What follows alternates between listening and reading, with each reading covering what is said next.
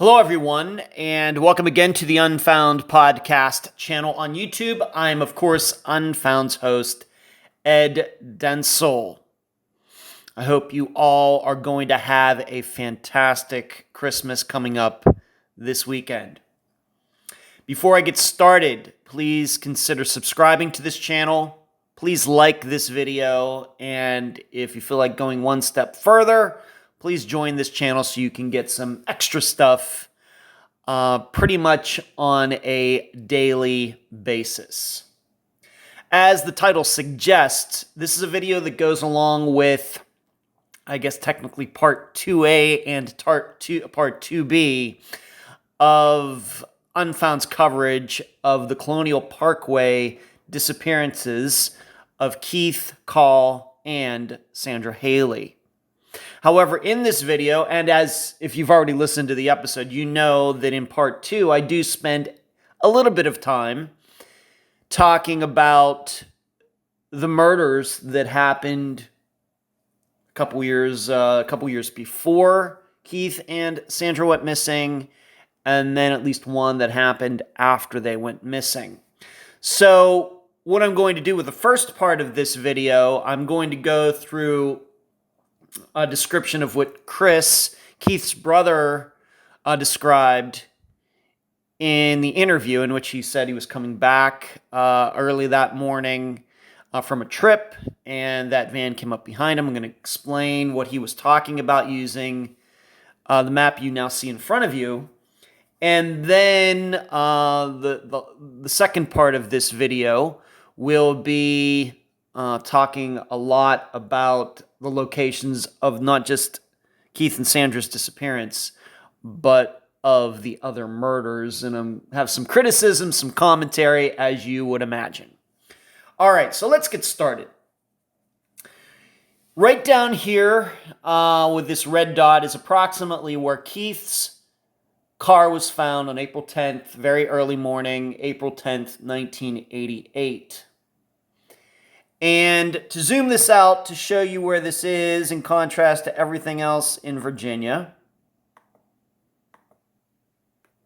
right down here in this area is where Newport News, you can even see it come up there on the map, Newport News comes up.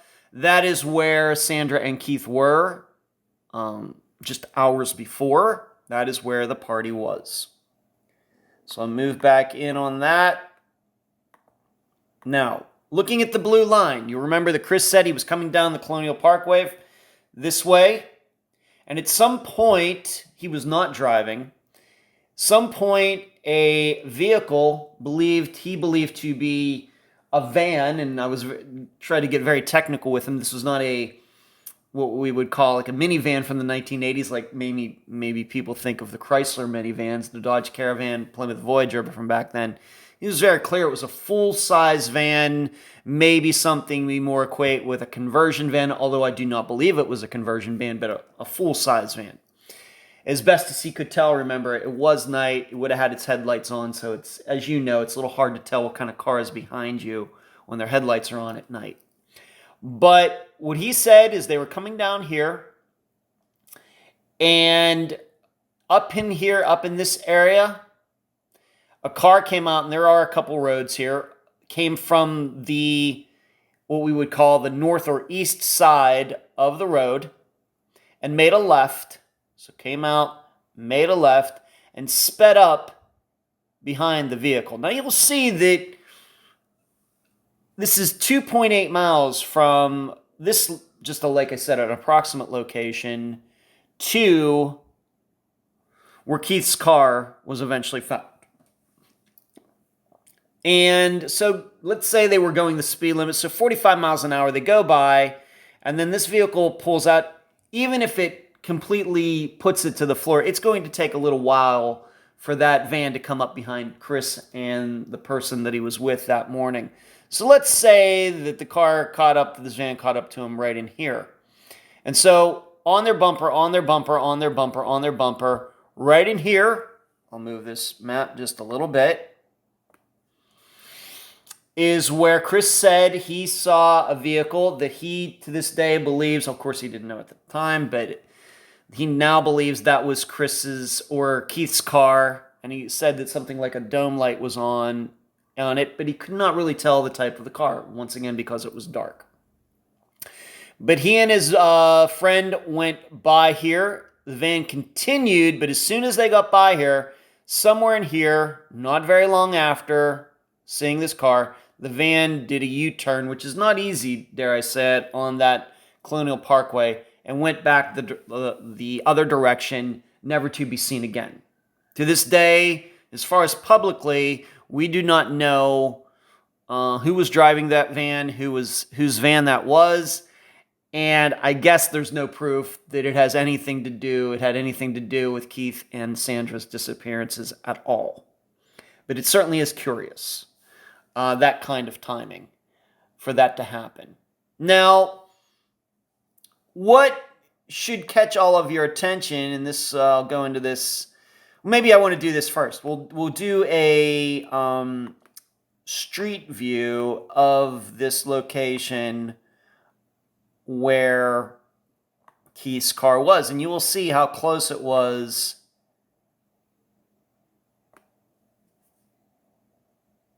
There it is, right there. Well, that was pretty good, Ed. Thank you. Right there. I'll go down there again. That is the pull-off. To my knowledge, that is the pull-off right here, is where Keith's car was found. And I'll move this over into the center of the screen so you can see it there. That is the pull-off right there. And I'm not sure what it looked like in 1988, but you heard all three guests describe that, yes, it's right near to the river, but this is very bushy, a lot of maybe thorns and things like that. Not the precise place, not the perfect place if you're going to go down to the river. If you want to go skinny dipping, maybe that's done now. Maybe there's a path that goes down there now, but it doesn't sound like in 1988 that there was any path, anything like that. And maybe back then it was even a lot wilder than it looks even now. But that is the pull-off right here. And I think you can see, knowing how close it is to the road, so looking at this road, Chris and his buddy would have been coming down this way, the van would have been coming down this way, and then somewhere down the road, the van turned around, maybe stopped here at Keith's car, maybe not, maybe kept going. But that is the location where the car was. I'm not sure if it was pointed north or south, though. But that's where it was. And all three guests, siblings of Keith and Sandra, completely reject the idea that they would have gone into the water or could have gone even into the water during the summer, given this particular area. And going back to a satellite view, and to zoom out on this again,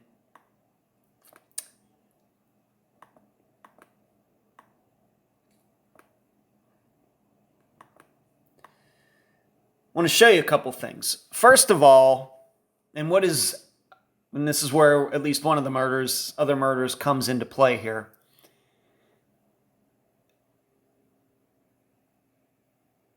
If they were really looking to skinny dip, there is a pull-off right here with a beach.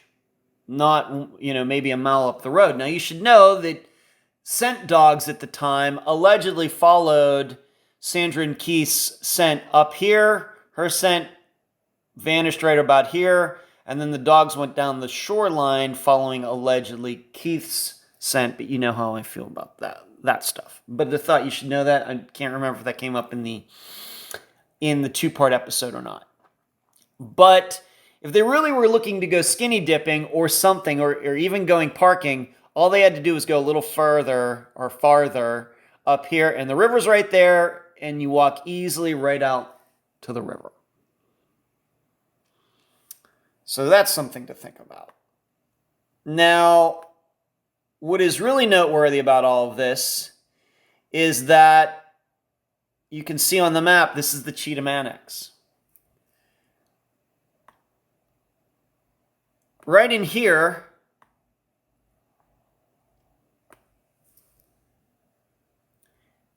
is where Kathleen and Rebecca were found in Kathleen's car. somebody had tried to push it into the water in this area overlooking, the Cheatham Annex.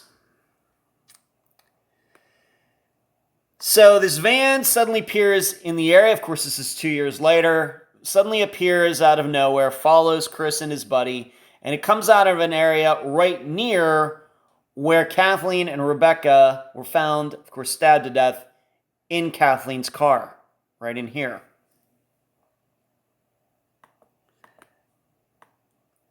So moving in, and you can see how close the river is to the road at that point. And as I brought up in part 2, given that somebody tried to light Kathleen's car on fire, why would somebody do that really so close to the road? And as I proposed, I think it was plan B. It was not plan A, it was plan B when the car did not successfully go into the water. I happen to believe this location was picked because that's the easiest place to push the car into the water. But it didn't make it. All right, so that ends this part of the video in which I diagram what Chris described, and just to give you an idea of these locations and the importance of all of them, and especially showing that this van came out right around the same area where Kathleen and Rebecca were found stabbed to death in Kathleen's car. Now I'm going to switch maps, going to turn this off, camera off, but we'll be back in a few seconds with a different map to show you all of the locations discussed in Part 2A and Part 2B of Unfound's coverage of the Colonial Parkway disappearances. All right, let's now look at all of the locations, or should I say murders with their locations, mentioned in both Part 1 and Part 2A/2B of Unfound's coverage of the Colonial Parkway disappearances. And what I'm going to do is we are going to go in chronological order from the first murder, which would be Kathy Thomas and Rebecca Dowski, and then ending in 1989 with Daniel Lauer and Anna Maria Phelps. And we have a siren going on outside. That is very rare down in this part of Clearwater Beach. Okay. I'm just going to read this, and I'm going to point the location out. October 9th, 1986, Kathy Thomas, 27, a United States Naval Academy graduate, and her girlfriend, Rebecca Dowski, 21, a senior at William and Mary, were last seen on campus. 3 days later, October 12th, they were found murdered in Kathy's 1981 Honda Civic at Cheatham Annex Overlook along the Colonial Parkway. That is the little blue one right here. So here's the Colonial Parkway, and right here at the Cheatham Annex Overlook is where the car and they were found. Now, you should know that William and Mary is in the city of Williamsburg. So not so far away, but that is number one right there.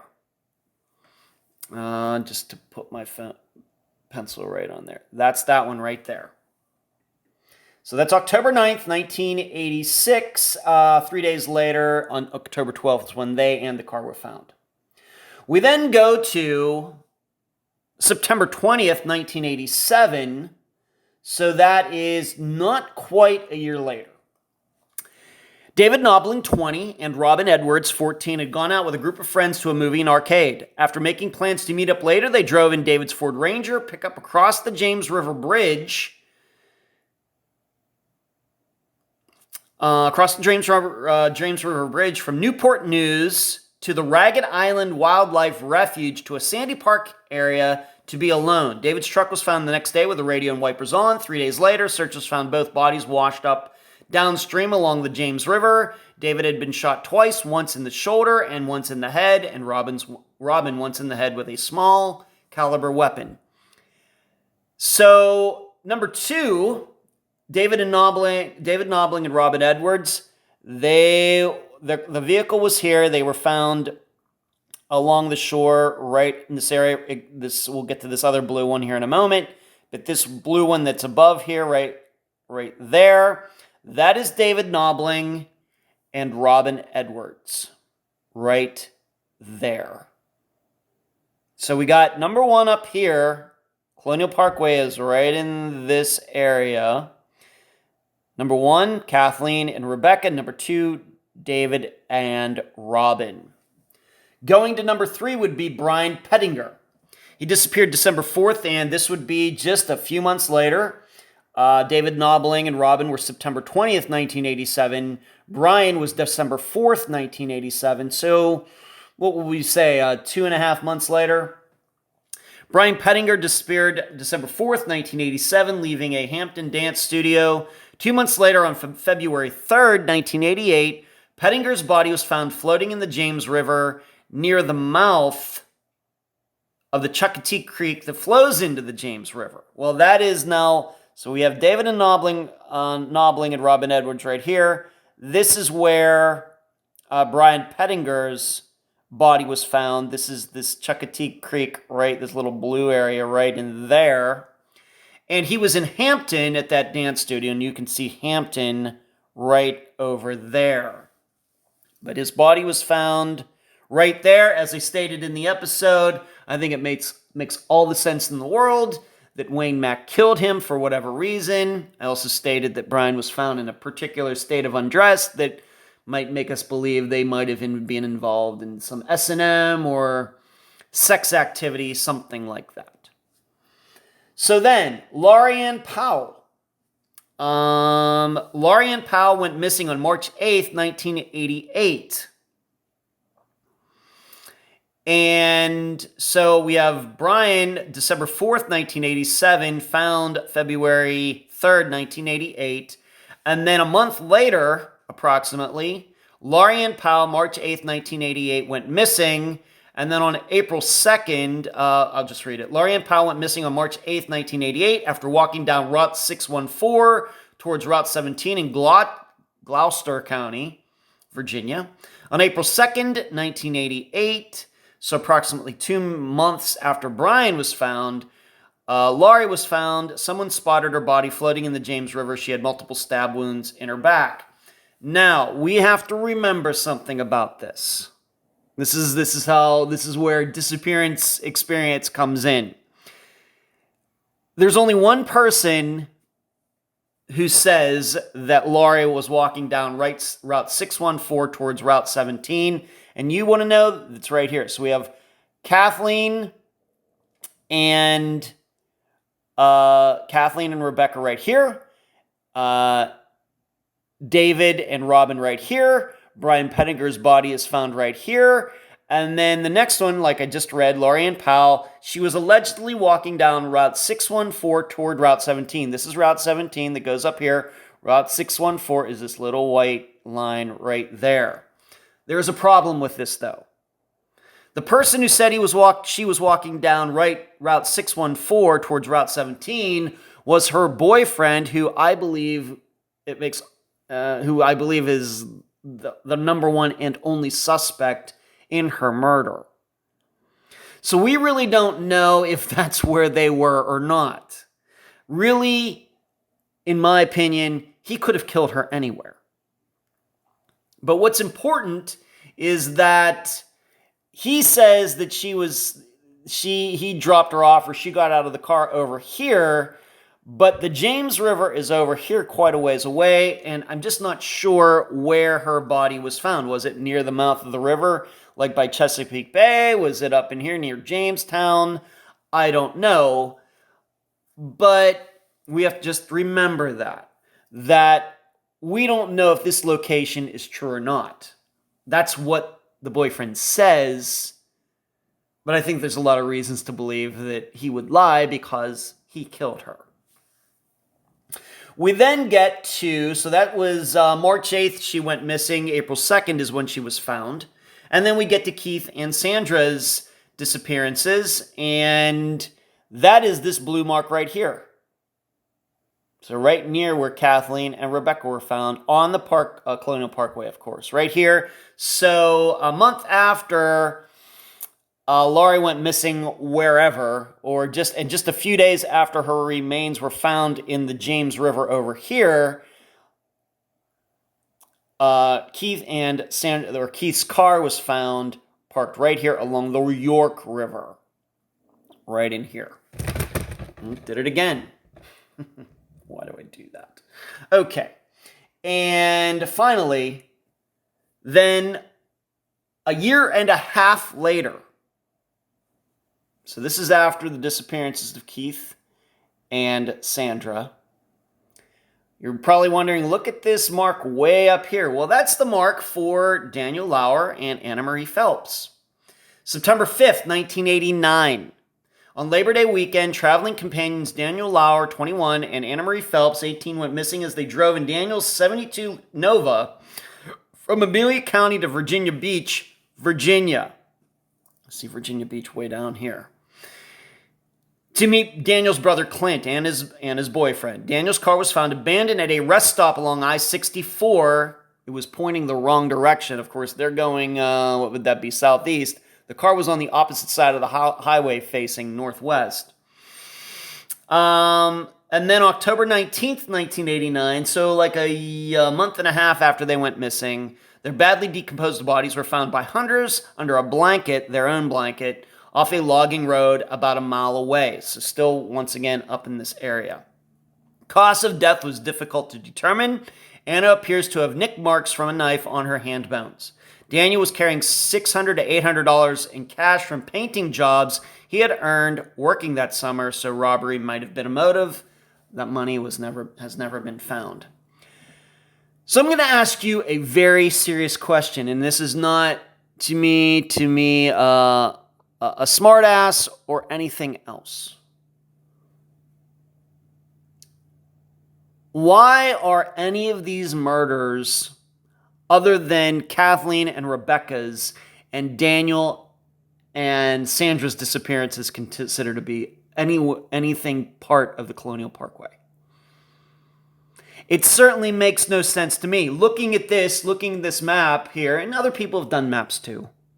I don't know if they have been as critical as I'm being here, but this is nowhere near the Colonial Parkway.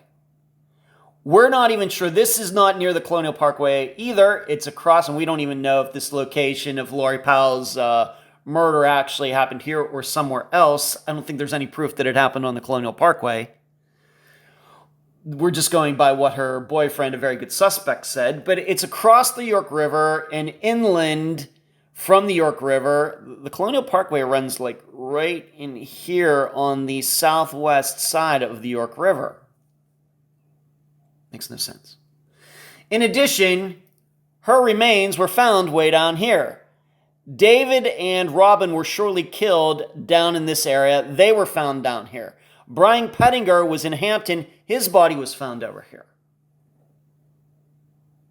It makes no sense. And as I stated in part, I think it was 2B of Unfound's coverage, the Colonial Parkway Murders as a phrase is a marketing term.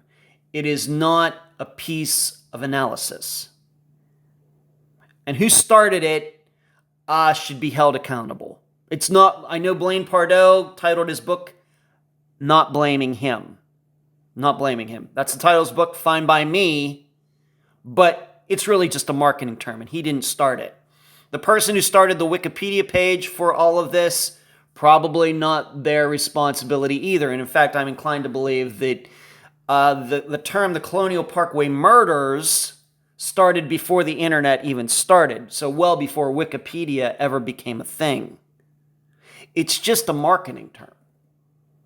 And I think that, of course, people get very enamored of serial killers and somebody or group being able to pull off multiple murders or disappearances and not getting caught.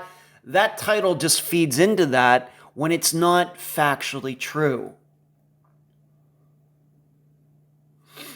There is no reason to believe that going through all of the other ones, that David Knobling and Robin Edwards were ever near the Colonial Parkway that night. No reason to believe that. No proof of that. Same way with Brian Pettinger. He was in Hampton. I don't know where Wayne Mack lived or where they went. Maybe they went to a hotel. I don't know. But there's no reason to believe they were ever near the Colonial Parkway either.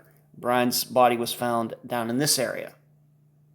With Laurie Powell, we don't know where she was murdered, but she was found on the James River over here, which is not the York River, which runs alongside the Colonial Parkway. It's over here. And then surely with Daniel Lauer and Anna Maria Phelps up here, yes, they were headed this way, and they were going to be going by here, and yes, they would have passed where the Colonial Parkway starts, but wow, that's a stretch.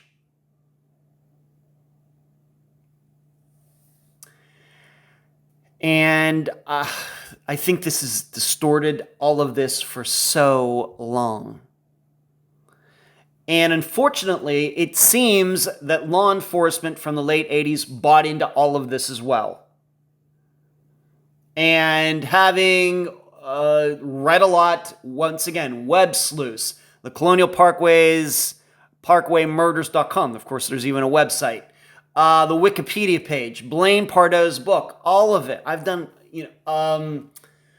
readings on newspapers.com. This title, The Colonial Parkway Murders, is never really strongly refuted. It's just accepted.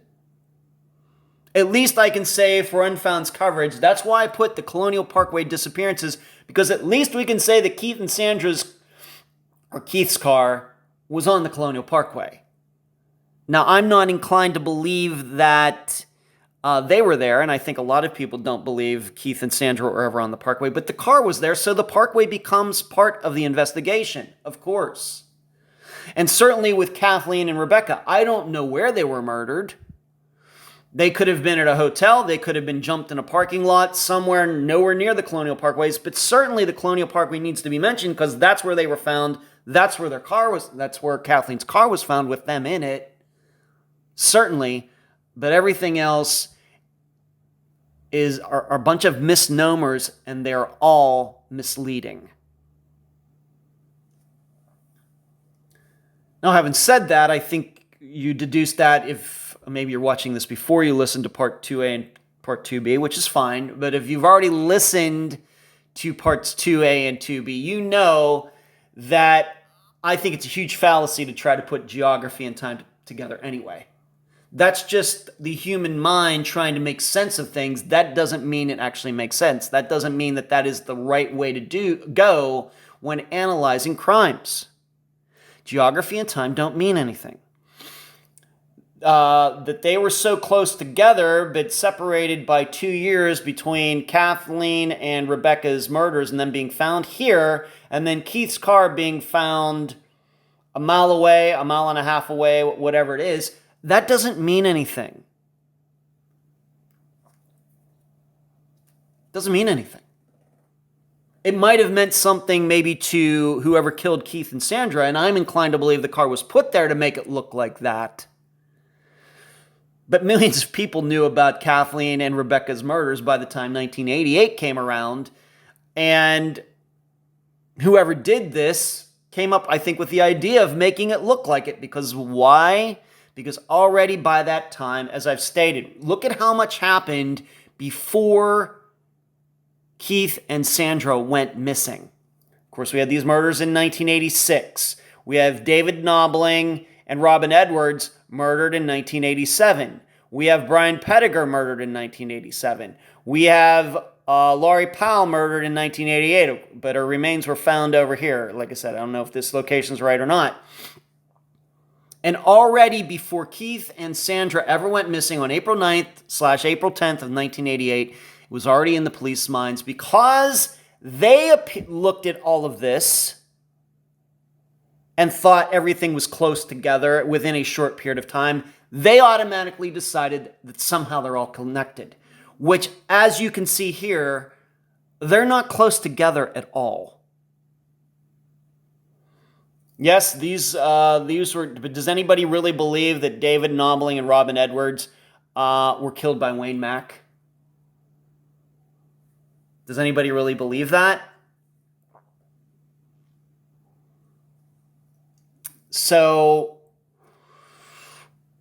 They were already on this idea that there was a serial killer running around, and I think if you look at it here, I think it proves that there wasn't. And certainly not with this one way up here.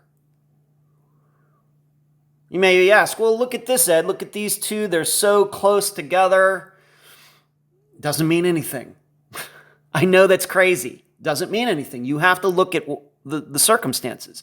You have to look at the facts. You have to look at who these people were, David Knobling and Robin Edwards. You have to look at Brian Pettinger and him going to that dance studio party and leaving with Wayne Mack, and then Wayne Mack committing suicide a few months later. That all counts. All of that certainly counts more than geography and time. And then also with David Knobling and Robin Edwards, that he was cheating on his pregnant girlfriend, that he had gone behind his cousin's back to go out with Robin that night. I think that all counts for more than geography and time as well.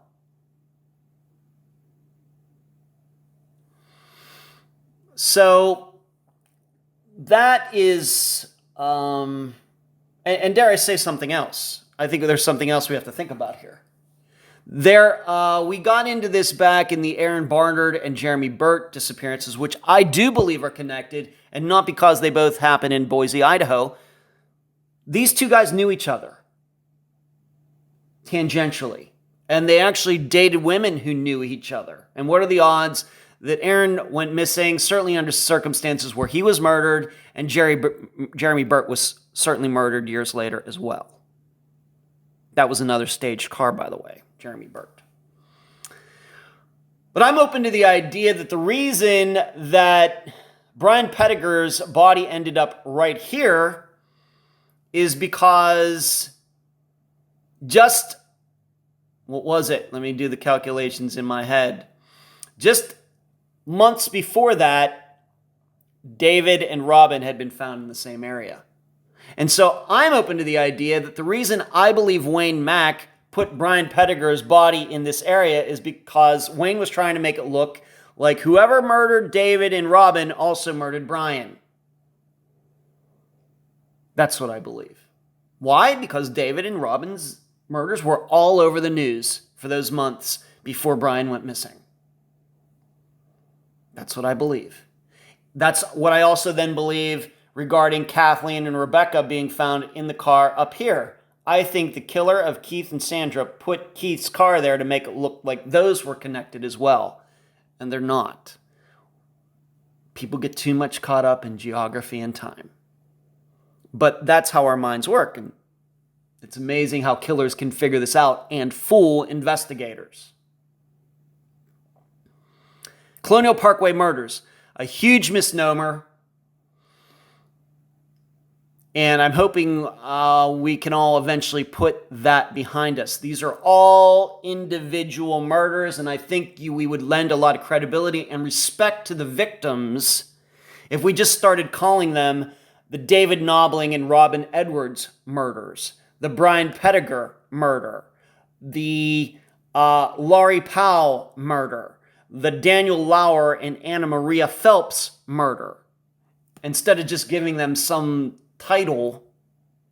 And in addition, the Kathleen Thomas and Rebecca Dowski murders and the Keith Call and Sandra Haley disappearances, instead of putting them all under one title. And it's kind of like they become anonymous. Think about that.